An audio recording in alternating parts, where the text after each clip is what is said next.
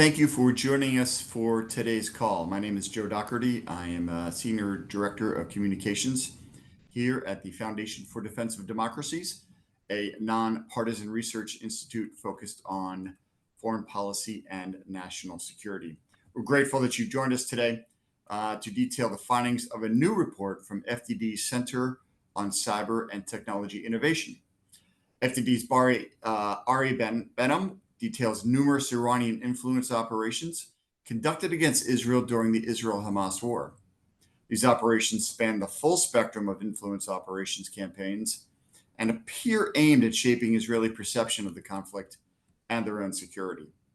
These findings are from Ari's forthcoming report, A Year of Memeing Dangerously, Iranian Influence Operations Targeting Israel Since October 7th. And the embargo on that report lifts at 6 a.m. Eastern Time tomorrow. I will get you the link after this call is done, so that you can post any stories at that time. First, a little bit about Ari. He's an adjunct fellow at FDD CCTI, where his research focuses on emerging threats, influence and information operations, cyber operations, and hybrid warfare. Ari is an open source intelligence analyst by trade with deep expertise on Iranian tactics and strategies in cyberspace. Some very quick housekeeping. Today's conversation is on the record. We will share the transcript with you as soon as it's ready. We're also going to have a link to a video and audio that you can check out if you want to double check any of the quotes. To ask a question, you can type it into the chat feature, and I'll be happy to read it aloud. Or you can use the raised hand feature, and you can ask your question directly. Before I do turn it over to Ari to tell us about the findings of the reports, let me first turn the conversation over to Annie Fixler, CCTI Director and Senior Fellow, to set the stage about why we conducted the research and the key findings of the report. Yeah, thank you so much, Joe. I'm excited for all of you to join us. Hope that you have found this report as fascinating as I have.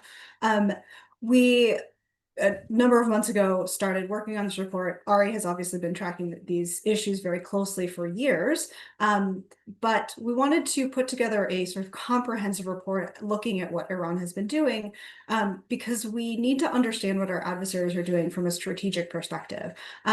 To me, this feels a lot like where we were about a decade ago with cyber operations, about that, give or take that time. And I'm sure a number of you on the call have been tracking cyber operations longer than that. But about that time, I feel like we were on the cusp of understanding that our adversaries weren't viewing cyber operations as single one-off instances. They were rather part of a campaign strategy. And this was a strategic domain of warfare, and there were advantages to be gained through cyberspace that extended beyond cyberspace, and to understand cyber as a broader part of an adversary strategy. And we are on that cusp, I think, understanding influence operations in the same way. Influence operations are not one-off campaigns. They are not simply bot efforts. They are part of the adversary strategy to advance its interest and to undermine US national security. And so we wanted to take that perspective and understand what Iran was doing so that we could be thinking, what does the United States and our allies need to be doing in response to protect our interests? So this report takes a look specifically at what Iran has been doing vis-a-vis Israel as a way to understand that broader case. What it also does is shed light that influence operations do not exist in a silo. They are embedded into, they are complementary with operations, other operations in cyber, other operations in the physical domain, kinetic operations, etc. And so to take a look at the whole of the picture. And so Ari has done this research and analyzed these findings to sort of bring that whole perspective to the policy debate about influence operations. I think that sort of sets the stage. Let me hand it back over to Joe so we can get into the meat of the report. Thank you very much, Annie. And let's get to those findings right away. First, Ari, how have Iranian influence operations evolved since the war? Well, you'll have to bear with me here, as there are a few points we need to cover. The first point, I think, and the most important thing to consider here is that this has become one of the main, if not the main vector for Iranian covert activity targeting Israel essentially during the war, right? Facing a militarily superior adversary, Iran really has to redouble its efforts in the asymmetric domain of cyber influence and physical operations to try to tilt things in its favor because it can't do so conventionally or kinetically. So in addition to the general investment, we've seen a big jump in sophistication, but also a big jump in operational tempo as well. Iranian threat actors have shown that when they have to, they can do the proverbial chew gum and walk at the same time, as they say, and run all these different operation types simultaneously with the menagerie of threat actors they happen to have in-house. We've also seen some other interesting and important developments. We see them increasingly rely on proxies, right? Proxies primarily in the physical domain, which we'll discuss later on, perhaps more in depth. They also have essentially become more reliant on physical influence operations as a key stepping stone in their espionage recruitment process. We've seen, and I think this is a big step that we haven't seen historically in Israel, a significant uptick in successful Iranian recruitment operations, admittedly of off the street Israelis of no, for the most part, strategic importance, right? But their importance has essentially become their ability to carry out physical influence and kinetic operations of any type. They also have simply redoubled their efforts in the cyber-enabled IO front as well, whether it's general cyber espionage or cyber-enabled operations targeting the Israeli defense industrial base, including mixing it up beyond the typical DDoS or hack and leak to throw in things like ransomware for influence, for example. Lastly, or perhaps not lastly, I should say, because there are a few more points, but I'm going to try to tie them together. We do also see a jump in the use of AI, which is to be expected, frankly, at this stage. Every threat actor nowadays is utilizing AI to a certain degree. On the whole, we've seen AI been utilized primarily at the lower level of reconnaissance and basic scripting, but it has been utilized. And I think one of the other key developments that we've seen is that the Iranians are increasingly reliant on Russian hosting infrastructure, right? The infrastructure they need to carry out their operations in the cyber domain, whatever they may be, influence or cyber. To do that, they need to utilize Russian infrastructure because they are getting effectively squeezed and blocked by Western efforts to prevent them from doing so. The other final thing I would add is that all of the lessons that we've seen them begin to employ on the Israel-Iran front, I think we're starting to see the early signs of them starting to employ that inward a little bit towards the population. Now, it's a little early to call for that, and that'll require some separate research and time to see. But I think we can safely say that it's going to be an interesting direction to look forwards in research. How would you say the findings could be relevant to U.S. National and homeland security? What threats does Iran pose to the U.S. homeland? So the Israeli example is instructive and instrumental in a number of capacities. Now, we often think of Iran targeting primarily Israel, then perhaps to a lesser extent the UAE and Saudi Arabia, and then the US, right? But in reality, they're active globally. They've, in the last several years alone, targeted Sweden, Australia, Albania, and other countries with cyber-enabled influence operations and physical operations in the past. But Israel still is their number one victim and the one that they operate in with the most impunity in due to the fact that obviously they both have no relations with this, of which to speak, right? There's no risk essentially for them in doing these operations, right? So Israel is a fascinating testing area for them, let's say, for them to really pull out the proverbial big guns and try out the crazier things that they like to, that they want to try out, especially also at a larger scale. So on terms of preparing, it's important to understand that Israel is what we see here is what we'll in Israel, I'm sorry, I should say, is what we'll see in other countries perhaps going forward. Now, in terms of the threat to the homeland, especially in the US, we already are also seeing some of this spill over. Iran has been utilizing the conflict in general inside of the US for its own influence operations in the US. And we've seen even as a result of this war, for example, many of the same Iranian threat actors that have targeted the US in the past cut their teeth in Israel, preparing again perhaps for later operations targeting the US, and also crowdsourcing. So we've already seen cases, for example, that the FDD has published on of Iranian threat actors crowdsourcing influence operations targeting Israel. The same dynamic may apply in America. And we also see in some cases some influence operations that began in that method, then later moved to targeting the US. We've seen, for example, even during the war and post the Israel-Iran war, I should say, the THAR network, for example, that was crowdsourced by an individual with loose ties to the IRIB, targeting President Trump and so on. Additionally, I would say there are other elements to consider in terms of the threat to the homeland here, in terms of Iranian activity. Iranian activity globally also as well can target the US indirectly. For example, it was published today that Iranians have been attempting to assassinate Rafael Grossi of the IAEA, the International Atomic Energy Association, leading to the Austrian government placing additional security on him. Obviously, any issues in terms of nuclear enrichment that are, a result of this are critical to the US homeland as well. So not everything's necessarily just a pure Iranian operation being run domestically. Sounds like Europe is a potential target as well. Europe, it already is. Like we said, Albania has been targeted multiple times, and one previously active group that is also targeting Israel currently as we speak. Homeland Justice has gone back to targeting Albania. There are multiple lessons to learn there also as well, by the way. The Albanians targeted have included not only attacks on critical infrastructure in Albania, municipal websites, infrastructure, and so on, but also the placing of bounties and doxing of Albanian politicians and dissidents inside of Albania as well, right? So all of the various elements and TTPs that we see in the report at the specific level are the kind of thing that we can then expect to see in other countries, and obviously, of course, the U.S. homeland in the near future. Why would you say Iran is embracing higher risk operation types, such as cyber-enabled influence operations and physical operations? Usually it's an element of the risk factor involved, right? So Iran wants to maintain some sort of relationship with Europe. They want to maintain some sort of relationship, even if indirect, with the US and, of course, other countries in the world. And the more important that relationship is to them, the more risk calculus they need to consider in terms of, their own operations and what they run. With Israel, there's no downside to them running operations, and they can run them as overtly as they like. Now, as relations with Iran and the West continue to get worse, for example, the possible employment of the snapback sanctions in the coming days between Europe and Iran, we may see, for example, Iran choose to throw caution to the wind and further ramp up its targeting of Europe and the United States in an attempt to convince them to perhaps come to the table, or weaken them from the inside, as they often try to do. And so it's usually just a factor of risk calculus, and that's why the Israeli example is so instructive, and it's so important to learn from it. We can take the most extreme example currently happening and then prepare from that accordingly. Copy that. Before we go to the Q&A for reporters on the call, you mentioned that Israel might be the starting point. I mean, is Iran using Israel as a practice place for this sort of thing? Well, anything, it's certainly a practicing arena, a practicing a gym, whatever you want to call it in that context. They certainly use it to practice. It's also, of course, their number one target by a large margin, as we refer to in research in the report. Couldn't tell you the exact numbers, as no one truly knows at the operational level, but the general consensus is that Israel is the majority, perhaps 60 to 70%, if not more, of all the operations, cyber enabled or otherwise, that Iran runs in this space.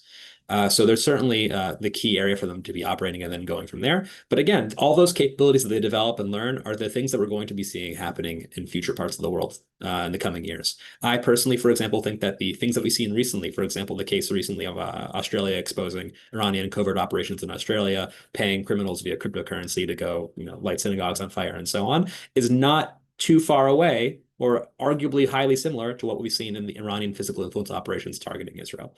So we see in still some cases, especially in news coverage of the Iranian threat as an espionage and crime threat and a national security threat in some capacities, but not as an influence threat. Whereas in reality, if you look at other examples and try to tie the similarities together, which we discussed in the report, the use of messaging applications, payment in crypto, targeting certain populations, the end goals, or so on, you can begin to understand that these are, in fact, two sides of the same coin, if not the very same side of the same coin.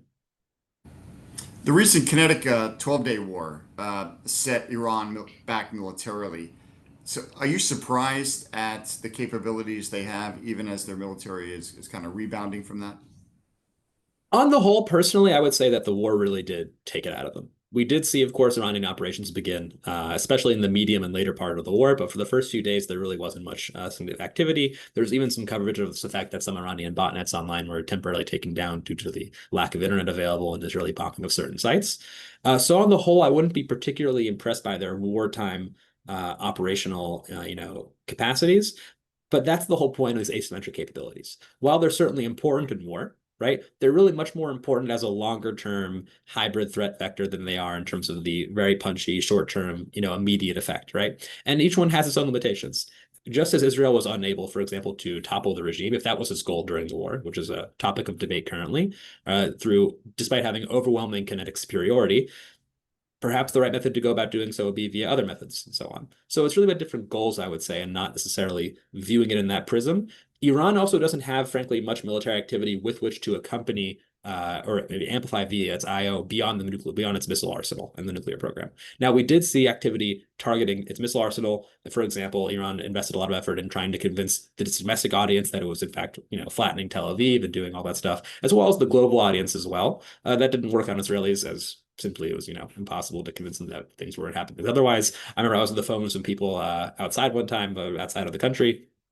I'm walking, this is during the war. I turn on FaceTime and walk around outside, and they're like shocked that there weren't missiles landing around beside me and so on. So the missiles were a big part of it, but even then, the ability to truly amplify that is still limited, even though Iran certainly tried with comparatively low quality generative AI content. I would say the main trend there is the real pivot they had to the domestic audience, right? Trying to convince the domestic audience of the success of their own activities. If I could just jump in on that. Please do. I think one of the fallacies that I think we run into with influence operations is trying to measure the impact of a particular instance. And that's why we've taken this approach to look at all of the operations as a collective, because it is a strategy, it is a campaign as a whole. So any particular instance in time, you may or may not see impact. But what the adversary is trying to do is affect the conversation, debate, public perception over the long term. So that's again why this sort of look over a 2-year period of time to understand it in that way. Absolutely, and Iran's strategic goals in this regard have been primarily, with the exception of once the war began, to end this war comparatively soon. Right, most of the pressure has been on applying pressure to the Israeli public to try to get them to agree to a ceasefire deal with Hamas, for example, later with Hezbollah, and of course to then even lead to an end of the Israel-Iran war. For the most part, this is a tool they use to not only weaken Israel and other target society from the inside, but to try to get it to essentially reach the preferable geopolitical outcome that they want, which is usually the cessation of hostilities, as it's not in their interest to continue doing so. For reporters to ask any questions that you may have, you can use either the raise hand feature, and we can unmute you, and you can ask your question. You can also submit any questions you might have via the chat feature. While we're awaiting that, Ari, is there a finding in there that really surprised you or shocked you in any way? I think the physical influence operation space is the most interesting one to be looking at as a result of this. It's a vector that if you ask most people, even people in the space, if they've heard of it or are familiar with it, for the most part, they would say no. We only really started to get exposed to this with Russian operations in the past few years in Europe. For example, the famous spraying of Stars of David on walls to, rise of anti-Semitism, or placing the coffins of alleged French soldiers under the Eiffel Tower and so on, right? Creating these large spectacles in the public space to kind of, really incite public opinion. That has been a very potent vector. For small budgets, hundreds to low thousands of dollars, Iran has been consistently able to make headlines inside of Israel. And as well, the perception hacking effect of this is critical. Not just are they able to convince some guy online to go spray some graffiti and take a picture of it, or deface an ATM or whatever it happens to be. They then, once it gets caught, have the double effect of, making Israelis feel vulnerable and penetrated and so on. There's a lot of interesting stuff in that space. And I would say also there are a lot of lessons to learn in terms of the targeting. Iran has successfully targeted certain minority groups in Israel that are a bit, less integrated, let's say. Certain ethnic groups and so on, people from the Caucasus and that sort of thing that have sort of linguistic affinity with. Also, of course, drug addicts, homeless people, that sort of thing. And lastly, I would say cryptocurrency enthusiasts have been an interesting victimology type for Iranian actors. I think they really nailed in the fact that people interested in crypto are usually interested apparently in easy money. So what they'll do is they'll go to cryptocurrency groups on Telegram, offer some money in crypto. The people there usually are set to go with crypto. It's not a problem getting them up and running with some sort of crypto wallet in the hole, and they can get to work. The next point about that is that Iran has discovered I would say, the impact or the psychological impact of the exposure of these things, and is turning the asset recruitment process into its own type of influence operation, right? So if previously the goal was to covertly recruit someone to go spray graffiti or put up a flag or a poster or, burn a car or whatever happens to be, right, with some sort of political messaging. Once they realized that this is making headlines, they started actually creating higher quality recruitment sites online. And then alongside those, amplifying those within authentic accounts and networks to turn those into their own little mini influence operations. Regardless of whether they actually recruit anybody, as an influence operation in of itself, it's quite effective in convincing the target audience that the Iranians are everywhere and they're trying to recruit people amongst them and so on. So I'd say that's been a big one.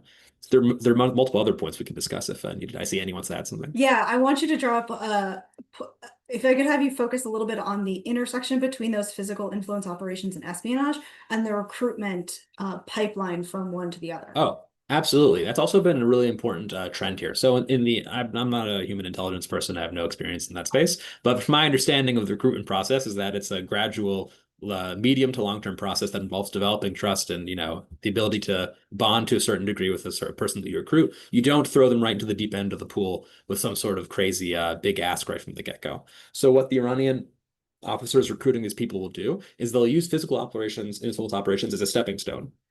Sure, you don't want to go kill somebody or go infiltrate a base or steal some documents or something right now, but why not take $500 or $1,000 to go outside and spray some graffiti or put up a poster, right? You're not going to get caught. It's easy money. It's easy to do that. They do that a few times. They get them essentially down the hole. They've taken money from the Iranians at this point. They're more involved emotionally and invested. They've broken the law. And then once they realize that usually they're a bit more invested for the most part, and it's easier to kind of play on their fears and further move them down the process of recruitment, right? And we've seen that in multiple cases with people getting recruited. They go, like I said, put out, throw some firecrackers at a protest or put up some flags or posters or that sort of thing. And then within a month or two, they're taking pictures of classified missile systems, right, and trailing people and doing some, some of the more serious types of kinetic or espionage operations that we would expect from a recruited asset. Is Iran the only actor to use these operational typologies in the way that they do? No, Russia certainly does as well. We haven't seen much of this comparatively from China, only a little bit or some rare cases. But Russia certainly does as well, primarily in Europe. We haven't seen quite as much of that in the US or in Israel or other parts of the world. But there's a lot of similarity in the overlap between the two of these. Russia doesn't quite advertise it as much. I haven't seen cases of them turning them into their own little campaigns for the public sphere, right? There are cases of them recruiting people in Telegram groups, for example, online to commit hate crimes against synagogues or mosques or churches, for example, in the UK. That's been published in the past, but they don't then amplify the actual process. They do try to keep it a bit more covert. So this has been a huge threat vector. In terms of other operation typologies, I would say the cyber-enabled influence operation has been very interesting also from Iran. And it just shows you that in this space, being scrappy and dead end, and just willing to throw caution to the wind really can get you quite far. They've been able to compromise a lot of public-facing portals and, vendor acquisition portals and things for government agencies that aren't classified and are web-facing and so on, and are comparatively easy to compromise, right, compared to actually difficult government systems. But they've been able to turn these into much larger types of operations with significant public impact in Israel, be it, for example, hacking the Israeli Olympic Commission, right, and doxing the individual Israeli athletes, for example, that were traveling to France, which made national news, by the way, here, and then also, of course, made them had to change all their travel arrangements and made them look bad. And even targeting the Olympics themselves, for example, targeting billboards and that sort of thing, and targeting OT infrastructure. There's been a lot of interesting activity in the cyber-enabled space.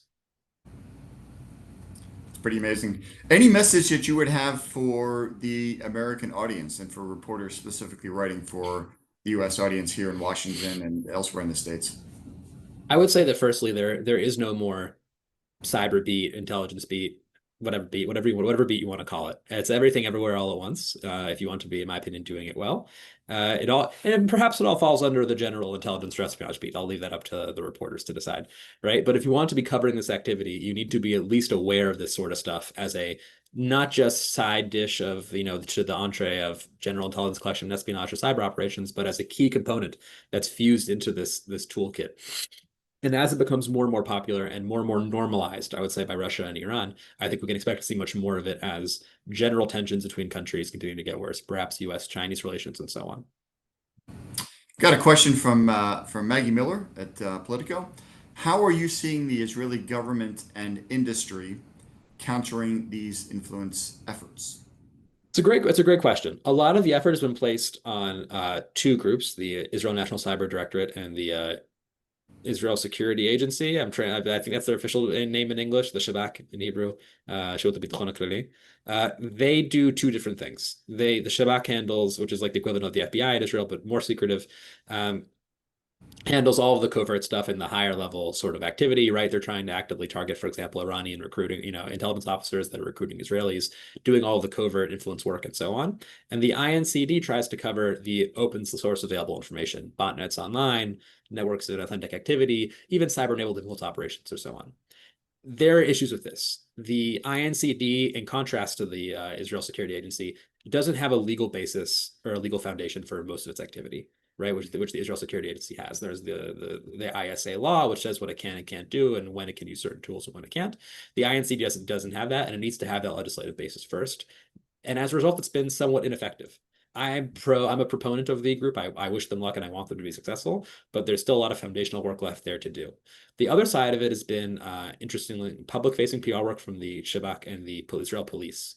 The Israel police have put out videos, for example, in English, Hebrew, Russian, and Arabic, convincing Israelis to not actually go do this sort of thing and don't take the money and, don't talk to the Iranian intelligence officer on Telegram or that sort of thing.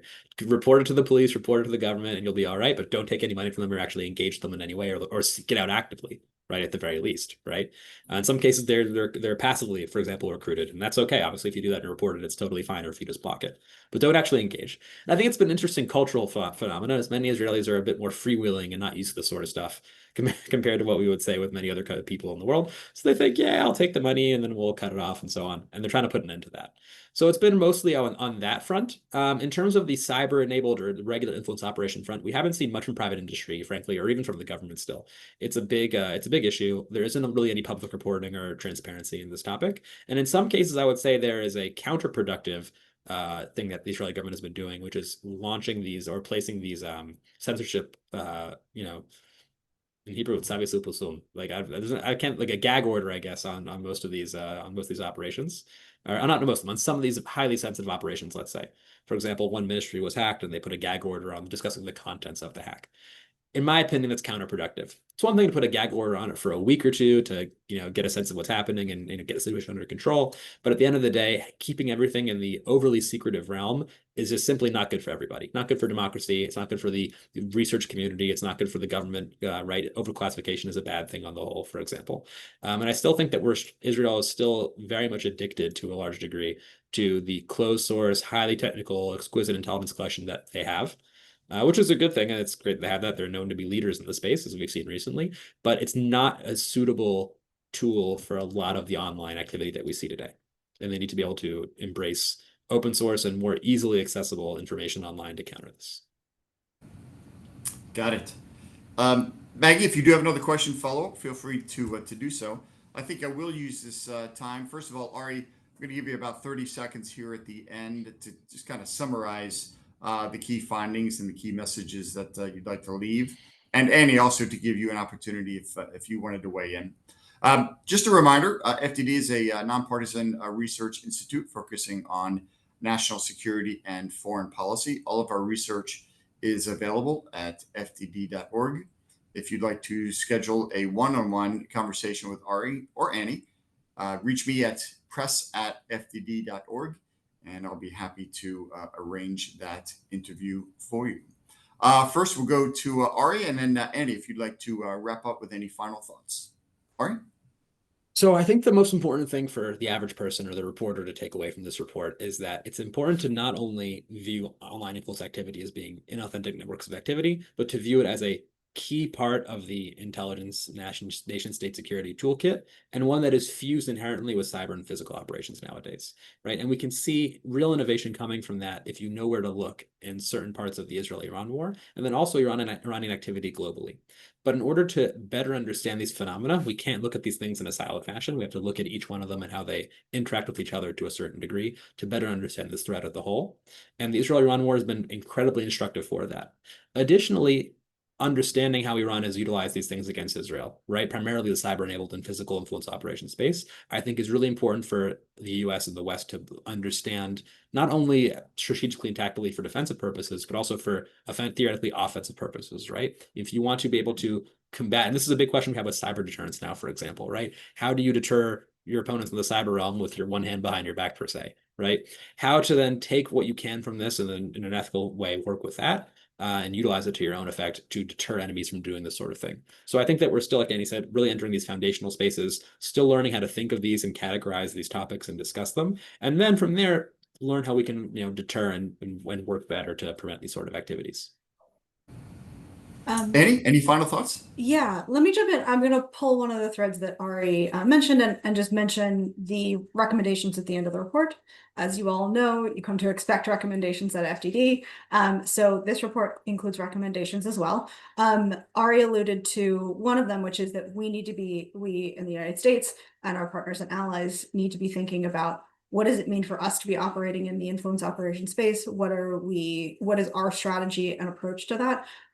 So we need to be doing that big picture thinking. And we also need to be getting at both the individual operations from a messaging perspective and from understanding what those messages are, empowering our agencies to be using open source intelligence, as already mentioned, and also getting at the infrastructure that our adversaries are using in this space. As Ari said, that combines cyber operations, physical operations.